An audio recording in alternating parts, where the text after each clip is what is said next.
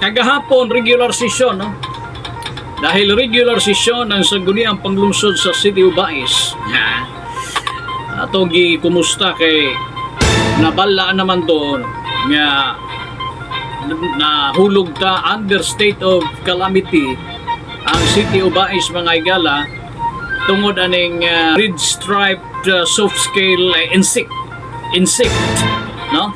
Ang pumapatay sa tubo. Uy, kuyaw ra ba kayo na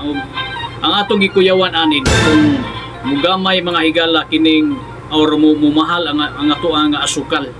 no, sa sunod tuig kay gamay og dapog damage tungod ni ining insekto mga higala not only sa Negros Oriental pero sa atong kasikbit or silingan, no, sa ating kapitbahay na probinsya na iisang isla, ang isla ng Negros. So doon na to payout, no? Para sa atong mga affected farmers. Ato ang mga plantadores. Grabe sad kaayo kung panginabuhi nimo ini mga sugin di paminaw nya maguba dili walay saktong abot ang market, ang ato ang magsuffer sad, no? Kining sa sugar industry mga higala kay kung akong amigo doon ay pila ka hektarya nga tubo dito sa Kambagahan apektado man gyud. Yawa na except atong mga duna na ibulos tong dagko na, no? Pero katong mga gagmay padaot jud mga suking tigpaminaw. So doon ay lakang, doon ay update yan gani kagahapon ang Chairman Committee on Agriculture nga si City Councilor Jumari Dudod Badoy atong gikumusta. E gani doon na to yung mga dissemination and information nga ipaabot, no? Usa ka papel to nga planong ipaabot sa uban pang mga ahensya sa private and government organizations ug uban pa din na para aware sad, no, unsay dalagan karong mga panahon na mga sugitig paminaw. At the same time kini mga chemicals importante di unsay pwede nga mahimo pagpatay mga igala aning pasihaw insekto o sapat mga sugin tigpaminaw, kailangan talaga patay niyan para kailangan talagang kanang mawala gyud, no? Kinahanglang pulbuson gyud kay kung ang kasukal mo'y mumahal disod kaayo kabalo na taan kung sa epiktos merkado mga higala ni mga sugin tigpaminaw City Councilor Jumari Dudod Badoy. Kaganina atol sa session doon na to yung mga department nga i-copy furnish ninyo sa katuig mong gi-present kaganina. Ganiha na moro to siya og letter request na i-disseminate sa mga ahensya o opisina sa gobyerno national man og local offices nga kinahanglan mahatagan kopya atong mga resolusyon. So ang City Agriculture una, ang mga sugarcane ang mga sugar buyers na to kailangan makadawat sila to, ang mga sugarcane farmers small and medium, gamay man og dako na mga sugarcane farmers, associations man og individuals makadawat nila ma-inform makadawat atong apila para sa ilang awareness sa mga RSSI na nag-exist karon diri sa Bulacayan. Status sa mga chemicals karon. Sa pagkaron ang chemicals nga atong nahatag part gamay sa naapay na naadiya sa City Agriculture apan nagatuang probinsya sa Negros Oriental naghatag usab so mo atong na-distribute. Pero sa mga atong mga igsoon mga mag-umaw tubo ayaw mo kabalaka kay ang ato gani karon nga city murag mag-deliver sila sa uban ng mga barangay nga affected usab gani ang amuang barangay usab sa dako nga barangay nga napiktuhan na sila additional o lain sa delivery para katong mga wala pa kadawat sa mga chemicals. Pero ang Kambagahan doon na yung mga partial na natagaan na. Yes, atong naging semana nagsugod gid mi atong naging semana gani kahapon adlaw padayon pagyapon ang paghatag og mga chemicals para sa RSSI. Okay, so RSSI updates uban nga mga barangay unsay pwede nila buhaton katong mga ganahan nga moabil ani kay basig wa pa sila makataga. Yes, sa mga barangay, sa atong mga sikbit o mga kabarangayan nga apektado sa RSSI sa atong dakbayan sa bayas, ayaw gyud mo og kalimot kanunay gyud nga coordinate sa City Agriculture's Office sa atong mga agricultural technicians para sa dinilian nga aksyon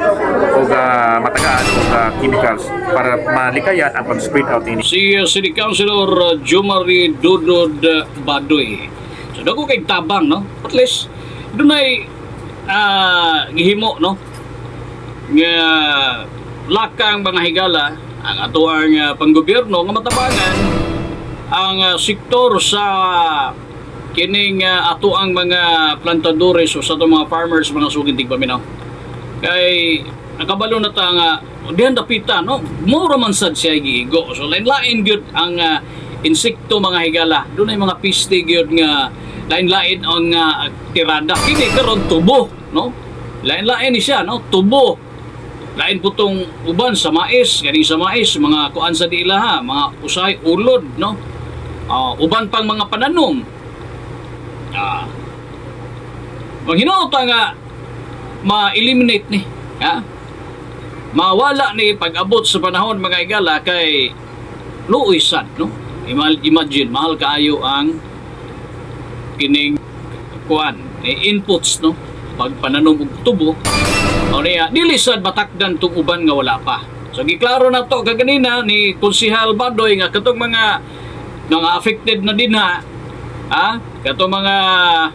na doon na bantayan din ha nga oy lain maning amo ang kuan diri tubo i-report na yun aninyo dito sa natungdan nga ahensya sama sa Department of Agriculture so, localize ha asa to mga technician nila para mapadad-an dayon asa man mo nga LGU na himutang no sa asa maabot sa ato ang labay aning ato ang broadcast karon mga sugintig paminaw ha abot man tag Cebu kusog man tag Cebu pero mas daghan diri sa Negros so magisgo ta og kining sugarcane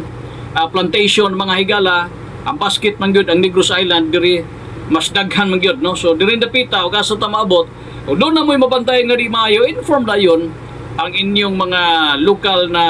Department of Agriculture's Office dahil mga technician din ha aron ma-assess no aron nga maklaro ug unsa ning klase o uban pa nga mga pananom ninyo din ha para malikayan ang pag-kailak no dili malikayan ang pagdaghan ma-control dayon pinaagi sa paghatag og insakto nga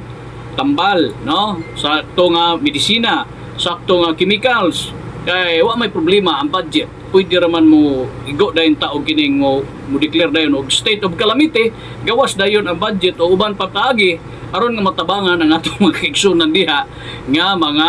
mag-uuma